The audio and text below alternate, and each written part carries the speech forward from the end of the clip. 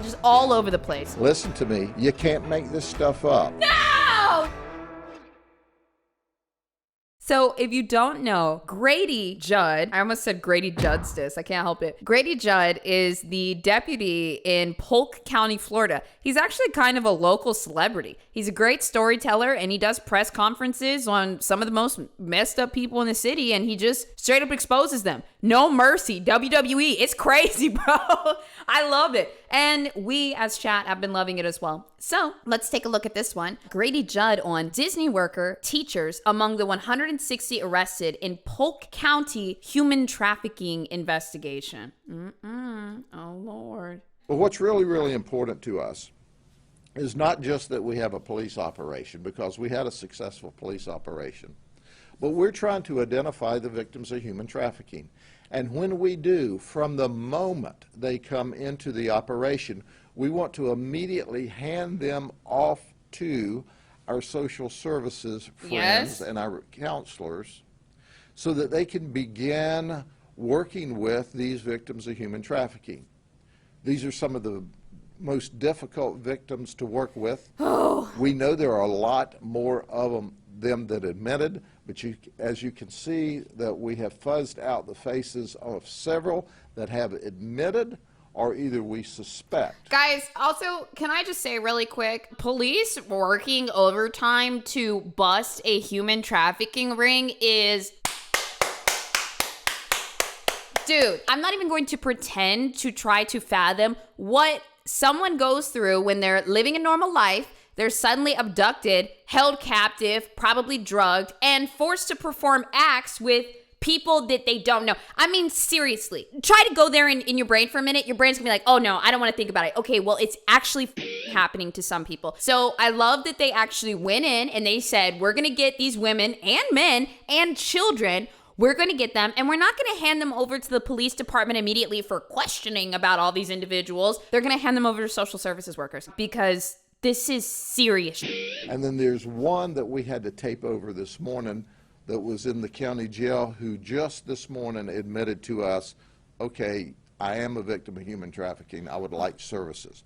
So our goal is to start these services the moment that they are taken into custody, and then to treat them as what they are, victims, not suspects of criminal events.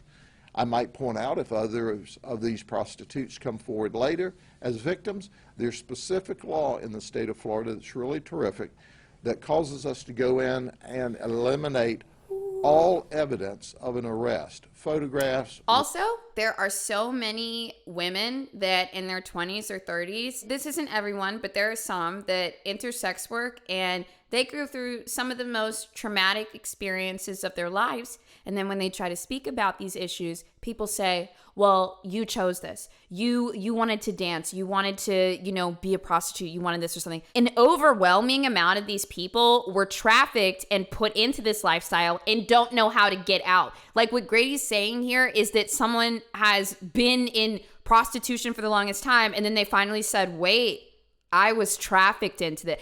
They don't even realize. I get very emotional about this kind of stuff. I don't know where this is going to go. Am I going to cry today? Reports, court actions, and they're treated as a victim. And it's important to understand that if there were no Johns, if there were no customers, there would be no prostitutes, and there would be no human trafficking. But folks, the overwhelming majority of these ladies are or have been in the past taken advantage of. Yep. They used to call them, oh, he's the one who provides for me. He's the one that gives me a ride. But what we've found is many, many, many times that in fact this person is trafficking this lady. He's making a profit off of her. Grady is spitting. Her very Grady life. is spitting. He's not playing with y'all's. As I said, some of these victims are hardcore because they've learned that these traffickers control their very life, what they wear, where they live, their drugs, their food, their entire life. Also, guys, a lot of these women accidentally, and I've actually seen this on one of the cases on Soft White Underbelly. I'm not endorsing that channel. That's just where I've seen it. Some people get addicted to the lifestyle because it's traumatic, and the beginning of their lives were traumatic, and this is all they know. We've heard a lot about how people repeat the cycle, and you would be shocked how many horrible cycles people repeat because it's all they know. We've got to break all that down. So having services on site to deal with this is very important. So we made 160 arrests in only 7 days. Wow. 160 arrests. That was 86 prostitutes, 65 Johns, and then there were 9 others, 2 of which I'm going to talk about briefly, that were caught up. We charged during this operation 52 additional felonies, 216 misdemeanors. But of this group of folks that we see here today, they had already amassed collectively 419 previous felonies, 619 previous misdemeanors. Also, something else to know is a lot of people involved in the entire prostitution ring, and there's so many different categories of people, right? Obviously, we know what the men are doing. We know what the pimps are doing. There's also women that essentially groom other women into this lifestyle too, because they were trafficked, they were abused, and the way that they get power back over their stories sometimes is by normalizing it, by inviting other people into the circle as well. This is literally a cycle of abuse. Okay, we'll let Grady talk. It's difficult to get people that have been in extreme cycles of abuse help sometimes, because the way that you make someone subservient enough to pimp them out is by making them believe that they deserve this. And so when people have a storyline in their head from the very baseline that says, I deserve this pain, I deserve this abuse, this is what I'm built for, this is my life, you know, it's very hard to get them help because they can't imagine thinking about themselves in a healthy way. They can't imagine living a normal, healthy life. It's almost boring for them to an extent, but they don't realize it. They're just clinging on to what they know. So sometimes people don't take the help. This is Deputy Police Chief Jason DePree. He's back! Jason's back! Jason! It had leaked out to the media, and they showed significant interest because he's the Deputy Chief of Police in Cartersville, Georgia, where he managed to embarrass his organization, himself, and his family.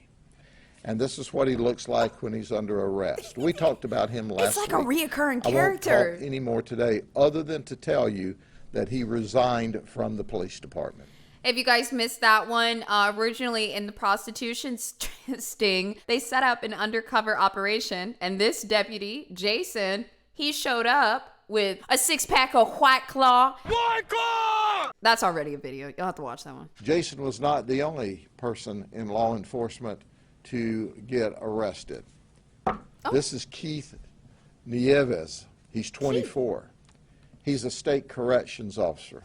What'd he do? He works for Lake Corrections, Lake CI. He's been there 2 years. Okay. He came there on a late night. He lives in Orlando, and he wanted to engage in consensual sex with a prostitute who turned out to be an undercover law enforcement officer. So, now think about this. This guy is in charge of people who are in prison for violating the law. He comes and he violates the law. Yep, So he sure did. Get him, Grady. Birds of a feather flock together, and he's in the jail as a jailbird, like those jailbirds he watches. Next. Honestly, I don't even know why I talk to these. Grady does all the talking. He takes care of it for us. Go ahead, Grady. Preach it. He's Cameron Burke was a computer technician. Formerly, okay, let me underscore formally. Keyword he was at Oak Ridge High School. He's 41 years of age. Oak Ridge High School is in Ocoee or Orange County, Florida. Interestingly enough, listen to me, you can't make this stuff up. He was out on bond from having sex with a student. At school, in his office, he was arrested in March of this year. Why are we letting these people out? They clearly have no regard for anyone but themselves. That's crazy. Why was he out? He's got some hugely serious criminal charges pending against him in Orange County. And guess what? How much of a difference did that make? Not a lot. He's on dating websites, and he comes to the undercover op saying, I want to engage in sex with 2 women for $200. Well, when we arrested him, then he becomes an emotional wreck. Oh, I can't do this. I'm out on charges. Well, dude, why didn't you think of that ahead of time? Of course, you only had 3 brain cells. He didn't care until he was caught, and then it was serious. Well, what about that little girl you saw at school in your office where you were a computer tech? That's what happens when we let these people out with just a slap on the wrist. They say, oh, that's all that happened? Let's do it again. That's exactly what you're telling them, that it's okay. So in any event, he's arrested again, and we certainly hope that there is a Parker v. State so that he stays locked up. He's a dangerous person to children, to the community, when he's not locked up. Y'all see this lady over here just smiling? This lady loves Grady Justice just as much as we do. Teachers sometimes have to be taught a lesson. Oh. There you go. There's your teacher, Carlos Gonzalez. He's 36. Why is he so good at this? He teaches at New Dimensions High School in Osceola County. He teaches math. And he came for 1 hour with 2 ladies, and he was willing to pay $200. But he obviously didn't think through this very well. 2 ladies? Oh, he thought he was the man, huh? $200? I don't know how well he does math, how well he teaches math, but, you know, 1 trip to a prostitute house ends up 1 trip to the county jail. 1 and 1 is 2, and he got to 2. Oh. He said he was not going to have sex when we talked to him. He just came there to give the undercovers the money. That's what they said in To Catch a Predator as well. That's pretty much always the excuse. It's amazing how that's a universal excuse. Listen, I've talked about this before. Men love to play stupid. I'm sorry, that is generally a man's first line of defense. It's like they don't want to process the magnitude of what they've done wrong because they were just and when you call them out, they're like, what? Babe, what? I don't know what it is. But generally, you know, if it's a nice, it's a good man, you know, you repeat it back, you know, until I say repeat it back. This is so fucked. I don't know what it is. Dudes love playing dumb to people around them and to themselves because they want to believe that shadow part of them doesn't really exist. And they're like, well, if I just ignore it, then, you know, maybe it'll never come up, but then it'll come up for you in a really, really difficult life lesson. Are you kidding me? I don't know what it is. Are you kidding me? He just, out of the warmth of his heart, wanted to talk trash to 2 prostitutes online and show up to give them money. And then he was going to leave. He did leave. He left in the back of a van and went to the county jail. Y'all just out here sexualizing Grady Judd? Take your shirt off, Grady! But only if you're comfortable. I know y'all love justice, but damn. Guess who this guy is? Who is it, Grady? School teacher. Oh, God. Got us another one. Yep, John Layton. He's 26. He was a teacher at West Orange High School in Orange County. Keyword was? Bring it home, When Grady. he showed up, I just love this. You want to go, what are you thinking, man? Well, you're not thinking. He was wearing the high school track shirt. I didn't stutter. He was wearing the high school track shirt. And he came there and he wanted sex for $40. And he saw our undercover agent and said, wow, wow, wow, wow. Whoa, whoa, whoa, wow. I'll take $100 worth of that. Oh! Well, what he got was $100 worth of a trip to the county jail. Amen. Grady So- Justice. He's in jail. Maybe he and the math teacher can talk about, how did you get here? Well, 1 and 1 added up to 2. He said, well, you know, I'm a track coach. I sprinted my way to jail. I don't Grady, know shut what up. they'll talk about, but they had an opportunity. Not only that, are you ready for this? Then Yeah, he I'm asked the detectives, how long is this going to take? He said, you know, I got track practice in the morning. No, the students have track practice in the morning. You got- have some forms to fill out at the county jail. Okay, let's see what Grady's joke is. Do you guys see why I watch these now? This guy's great. jail practice in the morning. Okay, mine was better. You're not going to I think mine any was better. Well, that was the end of our government, folks, for the time being. But then we had a male prostitute show up, okay? This guy's name is David Morton. Okay, David. And boy, did he show up. Okay. This guy was naked when he walked in the door. He was not buck naked. To be buck naked, you can't even be wearing your socks. But you see, he was wearing a shirt. Wow, it's been I haven't been to Virginia in a while. It's been a while since I heard somebody say bucket naked. Buck naked. Reminds me of home. I feel at home. But you see, he was wearing a shirt. But that was all. Just the So shirt. but apparently he had him a little towel, so when he was outside, you know, they could see the cheeks of his butt, but he was protecting the other area. But as soon as he hit that front door, boom, away the towel went. So guess what? He went to jail. And then there was John Glass. He looked like John he'd been Glass doing is this for a long 61 time. years of age. Okay. He's from Verona, Kentucky. Spill it all. But he has a vacation home in Kissimmee. Kissimmee. His wife was in Kissimmee at the vacation home when he eased away and showed up at our undercover operation. If I'm 61 years old and my husband is running off in the dead of night for anything, you gonna stay your ass at home. We're old. We don't have any friends. We don't have anything to do. You just here to hang out with me in our vacation home. You ain't going anywhere. That's suspicious. I don't know if he showed up on time or not, you know, like his pizzas, because he owns Domino's pizza franchises in Kentucky. You know, you order what you going want on the anywhere, you pizza. bringing me, Well, he John. ordered what he wanted, and then he arrived, they told me, on time. So I guess his training of delivering pizzas or having his staff deliver pizzas on time, he transferred that over to us. But listen, we didn't give him any pizza. We don't serve any pizza at the jail. What do we serve, folks? That's right, justice. And he felt like he had gone through a pizza oven by the time he had gotten arrested, got to go to jail. But he was an honest sort of Domino pizza franchise owner. He said, well, I've done this 4 times in the past. Well, have you discussed this with your wife?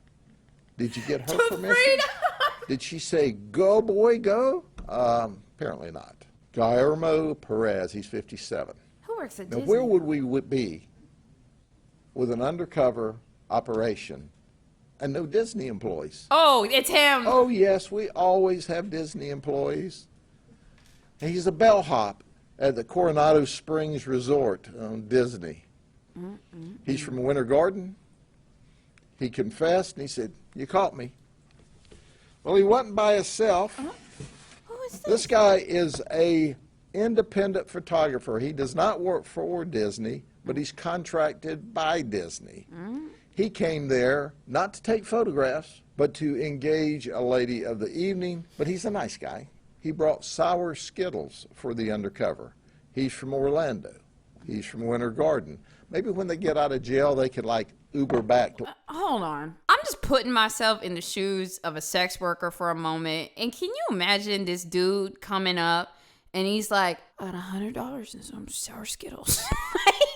So here's Shanace Blake. I want to make it abundantly clear she did not come there to have sex, even though she went on this website. But she showed up with, you're not going to believe this, I have no idea. a pound of marijuana. Oh, no. That's right. No. $1,900. She sold a pound of marijuana. She's trying to keep the party lit. So who drove her there? Her boyfriend, Curvins Phillips. He's 29. What did they bring beside a pound of marijuana? A bowl? Their 2-year-old baby. No, No no, car seat, not secured, Not secure. but a 2-year-old baby. Brought a 2-year-old baby with them. Y'all got $1,900 worth of weed and y'all can't buy a car seat? Or leave the baby at home? $15 nanny? Give me something. That's not cool. So It's both of not. them went to jail. The 2-year-old baby was recovered and is on the way back to the family. Whose family? Maybe social services. Then there's Ariel Palmore. Oh, come on. Is she? She really likes our What is she doing here? I was really just hoping, and the camera was gonna pan over to her, and she was gonna be drawing big X's over every single person that Grady roasted. I would be here for that. I'd be like, mark them all off, baby. Mark them off. cover operation. I'm here for the night, my boy. She loves visiting with us at our operations. In fact, she loves us so much, she showed up in our March Sadness arrest earlier this year. She said, give it to me again. I want all the smoke. And then she came back for our fall haul too. We look forward to seeing her again in our next operation because she's kind of gotten used to being arrested by us if she's out of jail. But when we look back at her felony charges, Not the post-it. okay, she says she's in cosmetology. Okay. But in 2009, she was charged with murder. It was dropped to robbery with a firearm. Robbery with a firearm and murder are two different fucking things. Did they die? A year and a month and 6 years probation.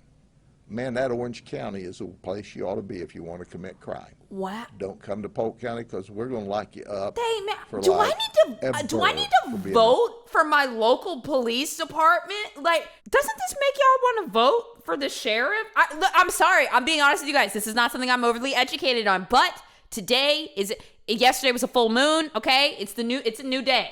Well, she did so well with a year and a day and 6 years probation. In 2021, she was charged with murder or homicide again. And that charge was dropped or abandoned in Orange County. She's doing all right. She somehow was allegedly involved in 2 murders, and she's still out coming to our operations where she's been arrested twice. She has a very, very violent history. But we appreciate her coming to our operations and behaving. She's a perfect lady when we arrest her. She's from Orlando, an alleged gang member. That's right. He says he's a member of a gang. He's from St. Cloud over in Osceola County. St. Cloud? Is that the gang or is it city? He said he was supposed to be the prostitute in this event, and he came over It's a to city. engage in sexual conduct with a lady, ostensibly, while the husband watched. Oh my God! Yeah, he's a cuckold prostitute. That's not what it was. Well, It was a sting. Oh, okay. And you got stung you got stung. on your gang rear end. 2 out of 10. When we Grady. arrested him, he was armed with a handgun in his waistband. Newsflash, he's a convicted felon. He's not supposed to have firearms, but he had one. He has a history of violent and nonviolent past. Sorry, I apologize if this is graphic, okay? If you in the bedroom, you like a little humiliation, okay, sure. There's levels to that, right? I think at the end of the level is if you're hiring a convicted felon with a gun to fuck your wife. That's right, we'll fuck your wife. Maybe you should talk to somebody about that because there are levels to humiliation. I think. Yeah, wait, somebody said practice safe sex, friends. Yeah, it's not the sex that's necessarily, he's got a gun and he's in the hotel room. I don't know, that doesn't sound like safe sex to me. Dr. Thomas, and then next Jody Domain will speak. Okay. Oh, Jody. Okay, this is Jody. Let's see what she's got to say. My name's Mary Ann Thomas, and I am with the organization My Name, My Voice. And just first, thank you to the sheriff for inviting me back again to do this operation, along with the fine men and women who conducted it. It is so important that we are able to do this, that in that first instant that a victim is identified, that we are able to immediately stand alongside that victim and sit with them through questioning, help them along their path of talking to police and being able to walk out of that life. Thank you to all of the PDs that also showed up and lended a hand.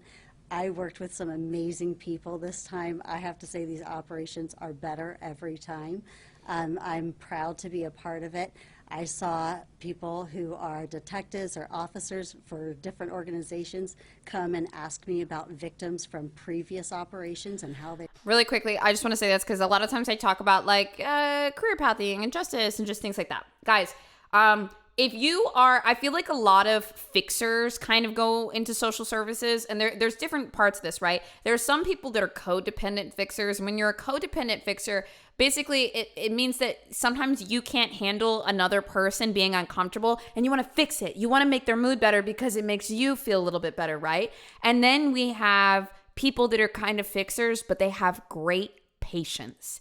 And that's what type of person you really need to be for a lot of these like heavy cases in social service work, because you often run into people that they come off like they don't want the help.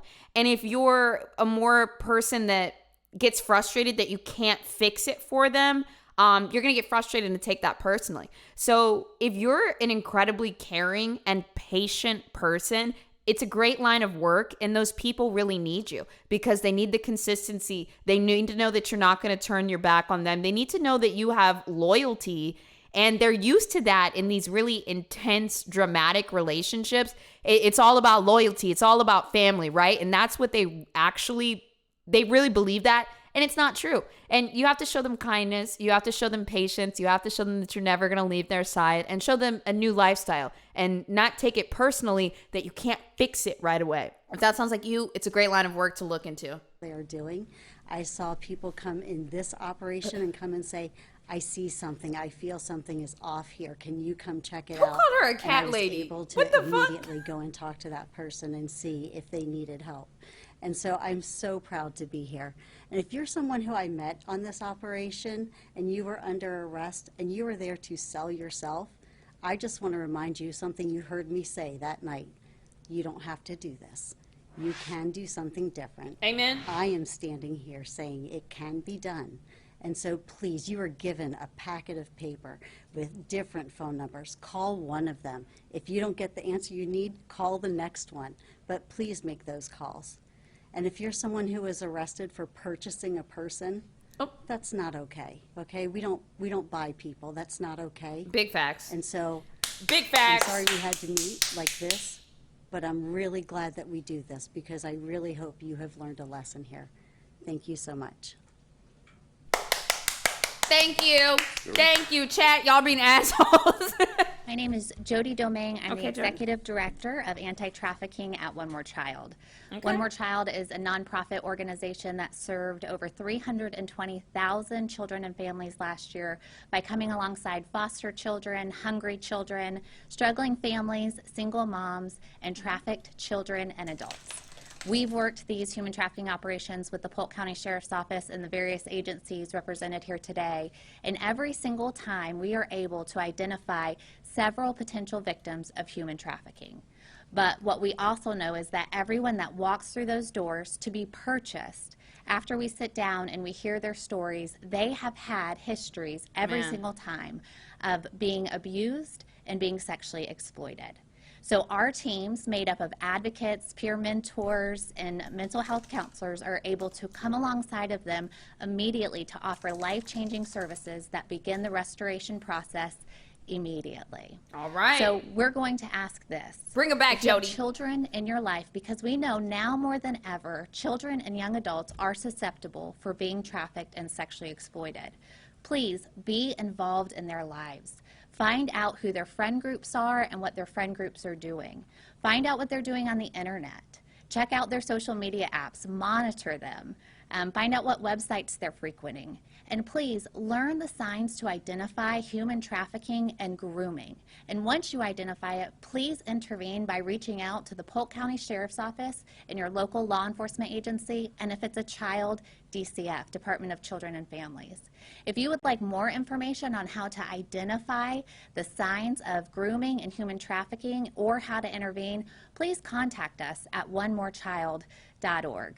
I just want to thank Sheriff Judd and the Polk County Sheriff deputies, the various agencies represented here today, as Dr. Marianne Thomas said, and we echo, it is of excellence, and how they are treating potential victims and those that are exploited is just bar none. They are now very, very advantageous about getting these services implemented immediately. So thank you all for your time, and thank you for your service. If you start talking to my child and you are 4 years or older, it's a big no-no. Don't care what the child's age is, 4 years or older, nope. And if they're a minor, over 18, nope. When I was 14, I dated a senior in high school, and I thought that it meant that I was special. Like, oh, I'm so mature. I must be mature. No, that's not what it means. It means the guy that you're dating is immature, and that's it. That's it. I feel like not enough people talk about that because it's so easy to take advantage of younger women, making them feel special, making them feel like they're more mature. Like, oh, this older guy likes me. I must be cool. That's actually not true at all. And you're going to look back on that relationship later and you're going to throw up. You're going to puke. You're going to just all over the place. And there is a mandatory $5,000 fine